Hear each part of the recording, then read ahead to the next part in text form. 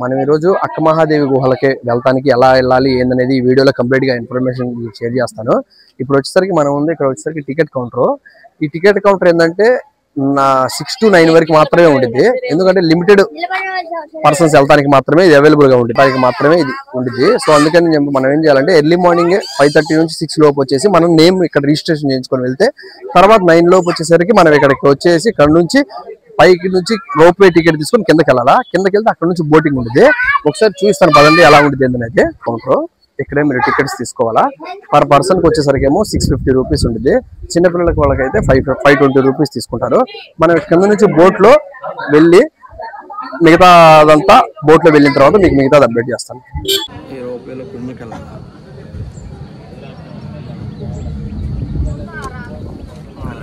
Video చేస్తాను చూడండి. 500 UPI చేశాను, 150 రూపీస్ క్యాష్. బోటింగ్ ఏరియా అక్కడికి వెళ్తున్నాం. ఇప్పుడు మనం వచ్చాం ఫ్రెండ్స్. ఇప్పుడే మనం బోట్లోకి ఇక్కడ నుంచి వేరే బోట్లోకి షిఫ్ట్ చేస్తారు. ఇది వెయిటింగ్ ఏరియా. ఇక్కడ నుంచి నెక్స్ట్ వేరే బోట్లోకి వెళ్తాము. ఇప్పుడు అప్డేట్ చేస్తాను మీకు మిగతావి. ఇప్పుడే మన బోట్ స్టార్ట్ అయింది ఫ్రెండ్స్. ఇప్పుడు మీకు మన శ్రీశైలంలో ఎక్కడికి వెళ్తున్నాము ఏందనేది క్లియర్గా మీకు వీడియో రూపంలో చూస్తాను. ఒక్కసారి చెక్ చేయండి ఫ్రెండ్స్. ఎవరు ఎక్కడి నుంచి వచ్చిందని అక్కడ ఎక్స్ప్లెయిన్ చేస్తాను. మనకు మెయిన్ శ్రీశైలం డ్యామ్ వాటర్ వచ్చే రూట్ ఇది. ఈ సైడ్ నుంచి వస్తుంది. మన ఫ్రంట్ ఉన్నది మాత్రం ఒక 2 కిలోమీటర్ల వాటర్ స్టోరేజ్ ఉంటుంది. అంత డెడ్ అండి ఇది కృష్ణానది. ఈ కృష్ణానది జన్మస్థానం మహారాష్ట్ర మహాబలేశ్వరం. అక్కడ నుంచి ఆల్మట్టి డ్యామ్, నారాయణపూర్, జూరాల, బీచ్పల్లి, సంగమేశ్వర్, నెక్స్ట్ శ్రీశైలం. అక్కడ నాగార్జున సాగర్, నెక్స్ట్ పులిచెర్ల, విజయవాడ, బంగాళాఖాతం కలిసిపోతుంది. ఈ కృష్ణానది కృష్ణా డిస్టిక్ లోని అంశల్దీవ్ అనే ప్లేస్ లో సాగర సంగమం జరుగుతుంది. ఇక్కడ ఇంపార్టెంట్ గా చెప్పేది ఏంటంటే ఇక్కడ చిన్న విలేజ్ ఒకటి కనపడుతుంది మూల. అక్కడ దిగి బై వాక్ 7 కిలోమీటర్లు నడుచుకుంటా వెళ్తే కదిలి వనం అనే ఒక వనం ఉంది. విన్నారా పేరు? నృసింహ సరస్వతి అవతారం చాలించిన ప్రదేశం అది. ఇప్పుడు మనం వెళ్ళి గుహల దగ్గర అక్కమహాదేవి అమ్మవారు కొంతకాలం తపస్సు చేసిన తర్వాత ఆ కదిలి వనం వెళ్ళి అక్కడ స్వామి వారు ఐక్యత అయింది.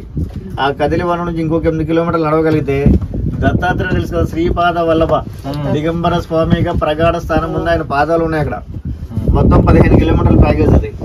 మీరు అక్కడికి వెళ్ళాలనుకుంటే తెలంగాణ ఫారెస్ట్ పర్మిషన్ లెటర్ తెచ్చుకోవాలి. శ్రీశైలం నుంచి హైదరాబాద్ రూట్ లో మధ్యన అచ్చంపేట అని ఒక విలేజ్ ఉంది, అక్కడ ఇస్తారు లెటర్. అది తీసుకొచ్చి మన మేనేజ్మెంట్ వాళ్ళు చూపిస్తే బోట్ అరేంజ్ చేస్తారు. అది ఒక్క రోజులో వెళ్ళి రాలేం. అది ఒక నైట్ అక్కడ ఉండి స్వామి అమ్మవారి దర్శనం చేసుకుని మరుసటి రోజు రావాలి. అవి తపస్సుకి ధ్యానానికి అనువైన ప్రదేశాలు. అవి ఏదో పిక్నిక్ యాత్ర విహార స్థలం ఉంటే కళలో కూడా వెళ్దాం అనుకో దగ్గరికి. ఆల్మోస్ట్ 650 రూపాయలు టికెట్ పెట్టారంటే 199 మంది. ఏదో టూరిజం వల్ల 4 గంటలు బోటింగ్ పెట్టారంట, గుహలు ఉన్నాయంట, చూసి వచ్చేద్దామంటే బయలుదేరి వస్తారు ఇక్కడికి. ఇప్పుడు మీరు వెళ్ళేదైతే పిక్నిక్ స్పాట్ అయితే కాదు. అది ఒక ఆధ్యాత్మిక స్థలం. దాన్ని తపో భూమి అని పిలుస్తారు. మీరు ఈ తపో భూమిలోకి 70 అడుగులు నడుచుకుంటూ వెళ్ళాలి. ఈ 70 అడుగుల్లో 40 అడుగులు మాత్రమే నడుచుకుంటూ వెళ్తాం. కానీ 30 అడుగులో 15 అడుగులు వంగుని వెళ్ళాలి, 15 అడుగులు క్రాస్గా వెళ్ళాలి.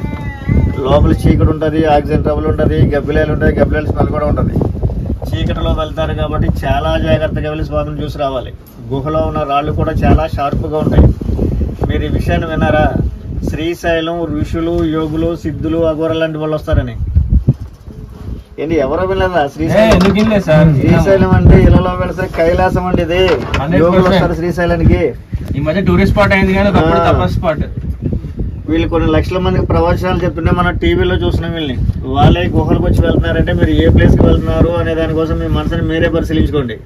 శ్రీశైలం ఏ యోగులు సిద్ధులు వచ్చినప్పుడు మీరు వచ్చి బోట్లో రావాల్సిందే, వేరే మార్గం లేదు ఇక్కడికి. ఎవరు వచ్చినా మాకు ఒకటే విషయం చెప్తుంటారు, బాబు మీరు ఎంతో మంది భక్తుల్ని గుహలు తీసుకొస్తారు కదా, లోపలికి వెళ్ళేటప్పుడు మాత్రం చెప్తే ఓం నమ శివాయ పంచాక్షరి మంత్రం చెప్పించమనండి, లేదనుకుంటే సైలెంట్గా వెళ్ళి స్వామిని చూసినామని చెప్తారు. ఎవరు వచ్చినా చెప్పి మాట ఇదే. ఒక తెలిసిన ఒక గురూజీ ఒక ఆయన వస్తే ఆయన అడిగా, నేను అందరూ ఇలా చెప్తున్నారు స్వామి మంత్రం చెప్పమని. ఎందుకంటే ఆయన ఏమన్నాడంటే స్వామి వారి చుట్టూ కొన్ని ఋషులు, కొన్ని వేల మంది ఋషులు ఐక్యత అయ్యి సూక్ష్మ రూపంలో నిత్య సంచారం చేస్తున్నారంట. ఇప్పటికీ ఋషులు సూక్ష్మ రూపంలో ధ్యానంలో ఉన్నారు. మీరు నడిచిలేటప్పుడు మీ కాలి కింద వాళ్ళు ఏ రూపంలో పడ్డా ఈ పంచాక్షరి మంత్రాలు హరించిపోదని చెప్తుంటారు వాళ్ళు. మీకు మెడిటేషన్ కానీ ధ్యానం చేసే అలవాటు ఏమైనా ఉంటే 2 నిమిషాలు గుహలో నిలబడితే లోపల ఉన్న వైబ్రేషన్స్ అంటే మీకే అర్థమవుతాయి. అటువంటి ఆధ్యాత్మిక ప్రదేశంలోకి వెళ్తున్నారంటే సైలెంట్గా వెళ్ళడం చాలా ఉపయోగకరంగా ఉంటుంది. 650 రూపాయలు టికెట్ కొనుక్కొచ్చారు కాబట్టి మీరు ఎలా ఉన్నా దర్శనాలు చేస్తాం. శివుడు అభిషేక ప్రియుడా అలంకార ప్రియుడా? శ్రీశైలం ఉన్న జ్యోతిర్లింగానికి 1000 రూపాయలు ఖర్చు పెట్టి మనం అభిషేకాలు చేస్తాం. పైగా స్వామి సిటీలో ఉన్నాడు, ఈ స్వామి అడవిలో ఉన్నాడు, ప్లస్ గుహలో ఉన్నాడు. ఈయనకి ఎవరు అభిషేకాలు చేయరు. ఇక్కడ నేచరే స్వామికి ఇక్కడ అభిషేకం చేస్తూ ఉంటుంది. 365 రోజులు స్వామివారి మీద ఒక డ్రాప్ వాటర్ పడతా ఉంటది. ఆ వాటర్ ఎక్కడి నుంచి వస్తుందనే విషయం ఇప్పటికి ఎవరికి అంతుపట్టన ప్రశ్నగానే ఉంది. మెరాకిలు అద్భుతం. శివుడు అభిషేక ప్రియుడు అంటే గుహలో ఉన్న స్వామి నిదర్శనం కనబడతాడు.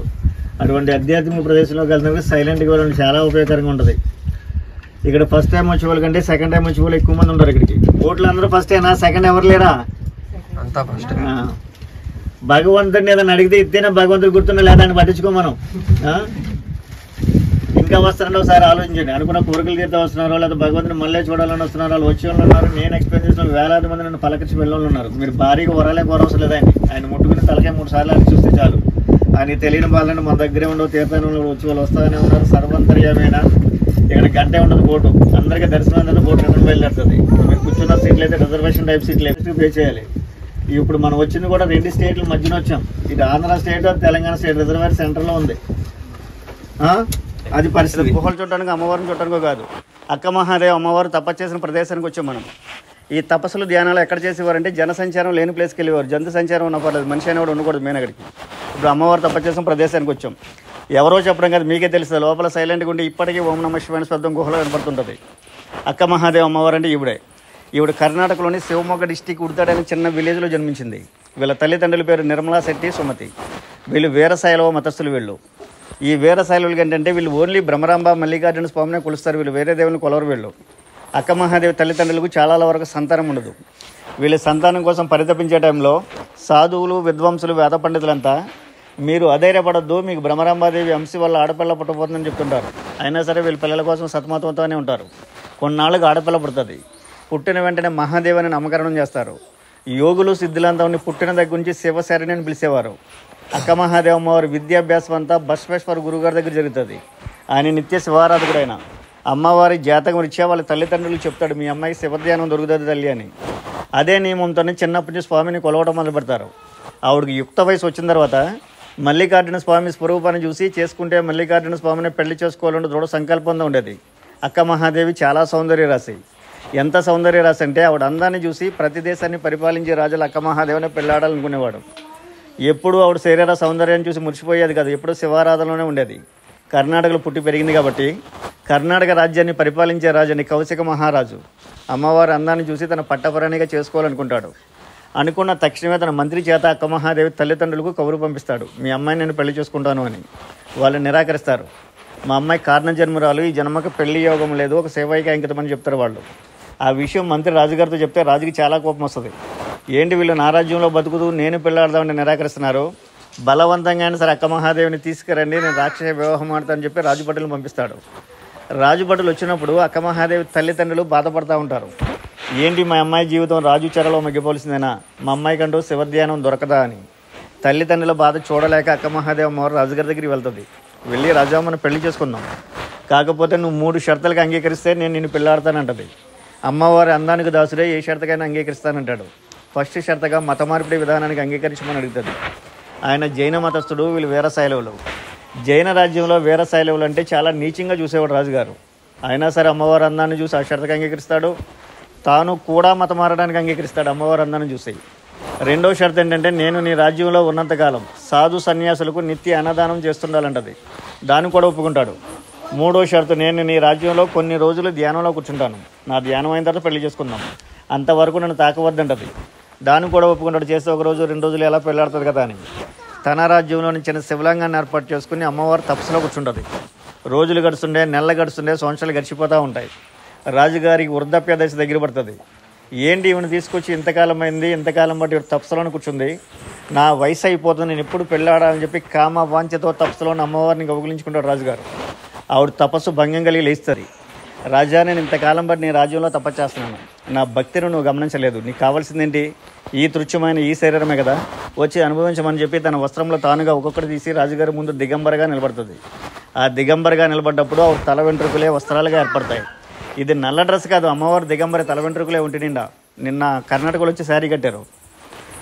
అప్పుడు ఆవిడ జైన తీర్థంతుల వారు కనపడతాడు రాజుగారికి, కాళ్ళ మీద పడతాడు. అమ్మ తెలియక చేసిన తప్పు కాబట్టి నేను క్షమించు, నువ్వు ఎక్కడికి వెళ్ళొద్దు, నువ్వు నా రాజ్యంలో నీకు సకల సంపదలు వజ్ర వైడూర్యాలు సమర్పిస్తాను తల్లి అంటాడు.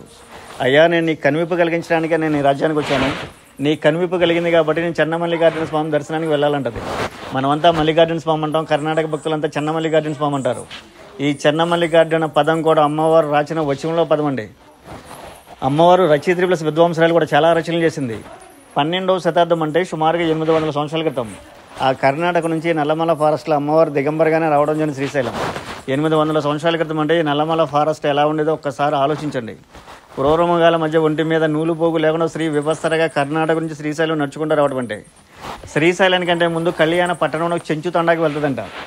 అమ్మవారి వేషధారను చూసి ఆ గ్రామంలో చెంచులంతా పిచ్చిదని చెప్పి వాళ్ళతో చాలా హింసిస్తారంట. అదే ఊరు పొలిమేరలో ఉన్న మర్రి చెట్టు కింద చేరతీరతా ఉండేదంట. ఆ ఊళ్ళో చిలకమ్మ అని ఒక మూగవాడ భిక్షాటం చేసుకుని సాయంత్రం అయ్యేసరికి అదే చెట్టు కిందకి వెళ్ళి వండుకుని తినేదంట. ఈవిడ రక్తం దెబ్బలు చూసి చిలకమ్మ ఆకుపసలతో నిత్యం సపరీలు చేస్తూ ఉండేదంట. ఈ సపరీలు చేయడం వల్ల నోటి మాట వస్తుంది. అదే విషయం వెళ్ళి గ్రామంలో చెంచుతండా వాసులందరికీ చెప్తుందండి, అమ్మవారు వనదేవత, ఒకటికి నేను సపరీలు చేయడం వల్లే నాకు నోటి మాట వచ్చిందని. అప్పటి నుండి ఆ గ్రామంలో చెంచులంతా ఈమెను దేవతలా కొలవడం మొదలు పెడతారు. వాళ్ళు ఎప్పుడు దేవతలా కొలవడం మొదలుపెట్టారో అదే టైంలో శ్రీశైలం మల్లికార్జున స్వామి దర్శనం చేసుకుని ఆవిడ గురువు గారు అల్లమ ప్రభు చెప్పిన గురు ఉపదేశం ప్రకారం తపస్సులో ఎక్కడ కూర్చోవాలి అని అన్వేషించే టైంలో ఈ వనదేవత ప్రత్యక్షమై, అమ్మా నువ్వు మంచి సంకల్పంతో వచ్చావు కాబట్టి నేను కాపాడుకుంటాను, నువ్వు వచ్చి నా గర్భంలో వచ్చి కూర్చోమని చెప్పి తానంతటగా తానుగా వెలసిన విద్వాంసులు, వేద పండితులు, యోగులు చెప్తారు. ఈ గుహలు పురవస్తు శాఖ వాళ్ళు అయితే 1,00,000 సంవత్సరాల క్రితమే ఏర్పడని వాళ్ళు చెప్తున్నారు. ఈ లోపలికి వెళ్ళి చాలా కఠోర తపస్సు చేసిందంట. ఆవిడ తపస్సు వల్ల భ్రమరాంబ మల్లికార్జున స్వామి వారు ఈ గుహలో ప్రత్యక్షమయ్యారని చరిత్ర ఒకటి ఉంది. దానికి నిదర్శనంగానే సహసిద్ధంగా వెలిసిన శివలింగం ఉంటుంది గుహల లోపల. ఆ స్వామి దర్శనానికే మనం ఇంత దూరం వచ్చాం. శ్రీశైలం ఉన్న స్వామిని జ్యోతిర్లింగం అన్న స్వయంభులింగం ఇది. అక్కడున్న స్వామికి అయితే మనం అభిషేకాలు చేస్తున్నాం. ఈ లోపల ఉన్న స్వామికి ఎవరో అభిషేకాలు చేయరండి. సహసిద్ధంగా ఒక డ్రాప్ వాటర్ శివలింగం మీద పడతా ఉంటుంది. 365 రోజులు ఈ స్వామికి అభిషేకం జరుగుతూనే ఉంటుంది. ఆ వాటర్ ఎక్కడి నుంచి వస్తుందనే విషయం ఇప్పటికీ ఎవరికి అంతుపట్టడం ప్రశ్నగానే ఉంది. మెరాకులు అద్భుతం. శివుడు అభిషేక ప్రియుడు అనడానికి లోపల ఉన్న స్వామి నిదర్శనం కనపడతాడు. మనం ప్రతి దేవాలయానికి వెళ్తాం. దేవాలయం ముందు శిలాతోరణం కానీ, ముఖద్వారం కానీ, ఎంట్రన్స్ కానీ మనం ఏర్పాటు చేసుకుంటాం. ఈ కేవ్స్ ముందు చూడండి ఎంత పెద్ద న్యాచురల్ ఆర్ట్ ఏర్పడుతుందో. ఏకశిలాతోరణం ఉండేది. ఇది ఒక భౌగోళిక అద్భుతంగా చెప్పబడుతుంది శిలాతోరణం. మనకి తిరుపతిలో కూడా ఉంది. తిరుపతిలో ఉన్నది అయితే 26 అడుగులు పొడుగు ఉంటుంది. ఇది 200 అడుగులు పొడుగు, 14 అడుగులు వెడల్పు. పైన చూడండి ఎటువంటి బండలు నిలబడి ఉన్నాయి శిలాతోరణం మీద. భగవంతుడు గుహలో ఉన్నాడు అనడానికి ఇదొకటి నిదర్శనం. నెక్స్ట్ స్వామి మీద పడే డ్రాపు 365 డేస్ ఆ డ్రాపే పడుతుంటుంది. వర్షాకాలంలో ఎక్కువగాను, ఎండాకాలంలో ఏం పడకుండా కూడా. దేవుడు లేడు అని వితండవాదం చేస్తుంటారు చూడండి, వాడు కూడా భగవంతుడు కనపడతాడు లోపలికి వెళ్తే. అటువంటి ప్లేస్లోకి వెళ్ళాలంటే సైలెంట్గా వెళ్ళండి, చాలా ఉపయోగకరంగా ఉంటుంది. మీరు శ్రీశైలం స్వామివారి దర్శనానికి వెళ్ళారా? స్వామివారి కంటే ముందు నల్లరత్న విగ్రహాలు ఉంటాయి. అబ్జర్వ్ చేశారా? లెఫ్ట్ చేతిలో ఒకటి, రైట్ చేతిలో 2. గర్భగుడికి ముందుంటాయి ఇలాగే ఉంటాయి విగ్రహాలు. ఒకటి అక్క మహాదేవ అమ్మవారి విగ్రహం ఒకటి, 2 హేమారెడ్డి మల్లమ్మ విగ్రహం ఒకటి, 3 సిద్ధరామప్ప విగ్రహం ఒకటి. వీళ్ళ ముగ్గురు కర్ణాటక భక్తులే, మనలా మానవ జన్మెత్తిన మనుషులే వీళ్ళు.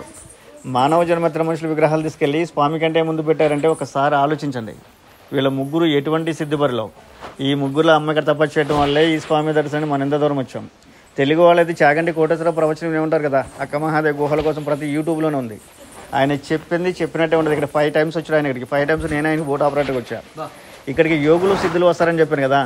వాళ్ళు ఏమంటారంటే గుహ లోపల అగరబత్తులు వెలిగిస్తే పరిమళం అనేది వస్తుంది. ఆ పరిమళం వచ్చిన భక్తులందరూ తెలుస్తుంది. యోగులు సిద్ధులు ఉన్న ప్లేస్లో పవర్ అనేది ఉంటుంది. అది ఓన్లీ ధ్యానం చేసే వాళ్ళకి, మెడిటేషన్ చేసే వాళ్ళకి తెలుస్తుంది, వేరే వాళ్ళకి తెలియదు అని చెప్తుంటారు వాళ్ళు. గుహలోకి వెళ్ళడం మన 4 తిమ్మురులు వస్తుంది. ఈ ముక్కు నుంచి మైండ్ సెట్కి కూల్నెస్ తగ్గుతుంది. మన ప్రమేయం లేకుండా మన కళ్ళు మూతలు పడతాయి గుహలో నిలబడితే. ఇలా జరుగుతుంది కదా స్వామి అని నేను అడిగాను. గుహ లోపల సైలెంట్గా ఉంటే అందరూ అనుభవించి వస్తారని చెప్పి మీరు సైలెంట్గా ఉంటే మీకే తెలుస్తుంది. ఏ రాతి శిలా విగ్రహానికి మనం అభిషేకం చేసినా 10 మంది వాళ్ళ విగ్రహాన్ని ముట్టుకుంటే మన చేతుల్లో ఉన్న వేడికి ఎటువంటి విగ్రహం డ్రైవ్ అయిపోతుంది. ఇప్పుడు ఈ బోట్లో 43 మంది వచ్చారు. ఈ 43 మంది స్వామిని ముట్టుకుంటే, మీ శివలింగాన్ని ముట్టుకుంటే మీ చేతులు చమయింపు వస్తాయి. ఆయన నెత్తి మీద ఒక బొడుపు ఉండదు, ఒక డ్రాప్ నిలబడి ఉంటుంది, గోల్డ్ కలర్లో మెరుస్తూ ఉంటుంది. ఆ డ్రాపే స్వామి మీద పడేది. ఎట్టి పరిస్థితుల్లో ఆ డ్రాప్ టచ్ చేయడానికి ట్రై చేయకండి. ఇక్కడ యోగులు వచ్చారు, సిద్ధులు వచ్చారు, సైంటిస్టులు కూడా వచ్చారు. ఇక్కడికి యోగులు సిద్ధులు ఏమంటారంటే ఆకాశ గంగమ్మ స్వామికి అభిషేకం చేస్తుందని చూసి తరించండి, ముట్టుకుని మైలుపరచకండి అంటారు వాళ్ళు. సైంటిస్టులు అయితే న్యాచురల్గా జాలువారే వాటర్లో కొన్ని కెమికల్స్ లాంటివి ఉంటాయి, టచ్ చేసి తలగా రాసుకునే రోగాలు వస్తాయని చెప్తారు వాళ్ళు. ఏది ఏమైనా డ్రాప్ టచ్ చేయకుండా మనస్ఫూర్తిగా భగవంతుని రెంజలతో పట్టుకుని నుదురు 3 సార్లు తాగించండి. స్పర్శ దర్శనం చేసుకురండి. అంత శ్రీశైలం దొరకట్లేదు కదా. ఇక్కడ ఒక 2 సాధువులు ఉన్నారు. వాళ్ళ అయితే మిమ్మల్ని అయితే తీసుకురాలేం. ఎందుకంటే ఒక రోజు మనం ఇల్లు క్లీన్ చేయకపోతే అంత గలీజ్గా ఉంటుంది. మన డబ్బులు ఉంటుంది ఈ గబ్బలేల వల్ల. ఇది శుభ్రపరచని లోపల స్వామివారికి పూజా కార్యక్రమాలు చేయని కార్తీక పౌర్ణమి, గురు పౌర్ణానికి అన్నదానం చేస్తున్నారు ఇక్కడ. అది కూడా మనం పెట్టిన దక్షిణ కానుకలతోనే. ఎవరికైనా దక్షిణ కానుకలు పెట్టాలని సెంటిమెంట్లు ఏమైనా ఉంటే బయటే తీసుకుని వెళ్ళండి, చేతిలో కానీ పై జేబులో కానీ. ఆ విషయం వాడికి ఎందుకు చెప్తామంటే మీరు 70 అడుగులు లోపలికి వెళ్ళాలి. ఈ 70 అడుగులు 40 అడుగులు అందరూ కలిసి వెళ్తారు. కానీ 30 అడుగులు 15 అడుగులు వంగుని 15 అడుగులు క్రాస్గా వెళ్ళాలి. క్రాస్గా వెళ్ళే ప్లేస్లో ఇదే ప్లేస్ ఉంటుంది, ఎదురుంటే స్వామి కనపడతాడు. అక్కడికి వెళ్ళాక అందరికీ డౌట్లు వస్తుంది, నేను వెళ్ళి భగవంతుడు దర్శనం చేసుకోగలనా, దర్శనం చేసుకోలేనని. వెళ్ళాలని కోరిక మీ మనసులో ఉంటే వెళ్ళేదారి వెళ్తుంది, ఎవరో చెప్పడం మీకే తెలుస్తుంది ఎంత హెవీ మనిషి అని వెళ్తాడు అండి. వచ్చినాడు ఇక్కడ అమ్మవారి దర్శనం, ఆడ అయ్యవారి దర్శనం. మీరు పైన వచ్చినాడు కొండపైన ఒక విగ్రహం చూసారా, ఈ తిన్నగా ఉండదు ఒక విగ్రహం, కాషాయ వస్త్రాలు కట్టుకున్న స్వామి. ఆయన గణేష్ అవధూతున్నారు స్వామిని. బీదర్ దగ్గర చోలీలో ఉంది స్వామి ఆశ్రమం. 15 సంవత్సరాలు ఆయన ఇక్కడ తపస్సులో ఉన్నాడు. ప్రజెంట్ అయితే ఇప్పుడు కాలం చేశాడు స్వామి. గబిలేలో వస్తుంది, అది కూడా 30 అడుగులు మాత్రం వస్తుంది. ఇక్కడ ఒక 2 సాధువులు అని చెప్పిన వాళ్ళు ఈ శివలింగానికి వనమూలికలు పసర కూడా తట్టిస్తారు. చాలా అద్భుతమైన పరిణామం వస్తుంది లోపల. ముందు నెల 27 తారీఖు 3 ఆయుర్వేద డాక్టర్లు వచ్చారు ఇక్కడికి. వాళ్ళ దర్శనం బయటికి వెళ్ళిన తర్వాత వాళ్ళు ఏం చెప్పారంటే, వచ్చే భక్తులు మాస్కులు పెట్టుకుని వెళ్ళమనండి, భగవంతుడి దగ్గరికి వెళ్తాక బ్రీత్ తీసుకోమనండి. ఆ స్మెల్ తీసుకుంటే మనలో ఉన్న కొన్ని రుగ్మతలు తగ్గుతాయంట. చాలా అద్భుతంగా ఉంటుంది పరిమళం. లోపలికి వెళ్ళిన తర్వాత మాస్క్ తీసైనా శ్వాస తీసుకో.